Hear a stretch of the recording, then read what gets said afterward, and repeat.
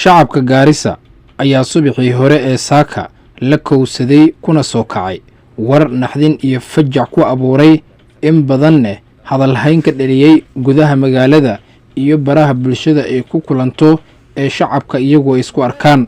warkaas isaga ah waa geerida Allah u naxariistee maama Khadiija Faarax oo loo garan og yahay Khadiija Madonge, suuqa magaalada Gaarisa ee suuq Mugdina ku iibin jirtay cunooyinka fudfudud.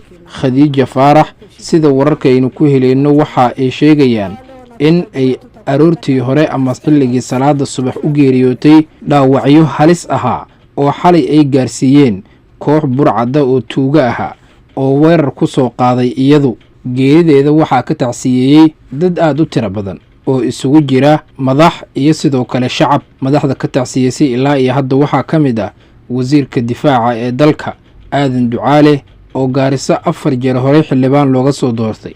sidoo kale musharaxiinta hadda kursigaas doonaya qaarkood ayaa ka tacsiyeeyay. xildhibaankii hore ee Gaarisa haatanna ah wasiirka difaaca ayaa Khadiija alle uga bariyay in uu jannadiisa ka waraabiyo. sidoo kale laamaha amniga ayuu sheegay in laga doonayo in ay gacanta ku soo dhigaan shakhsiyaadkii ka dambeeyay dilkaasi ama falkaasi aadka u foosha xun. waxa uu sheegay in ay ordi doonaan ama carari doonaan balse sharciga ugu dambeyn uu gacanta ku soo dhigi doono. si kastoo ay noqotaba ilaa iyo hadda waxaa la xaqiijiyay in hal qof oo asal ahaan aan Soomaali ahayn isla markaasina ahaa mootoley loo qabtay, ciidamada amnigana gacanta ay ku hayaan, baaritaanna hadda uu ku soconayo. geerideeda si guud waxaa ka xumaaday kana tacsiyeeyay dadka shacabka Gaarisa ee iyada aqoonta u lahaa oo isugu jiray dad waaweyn iyo kuwa dhalinyaro ahaaba.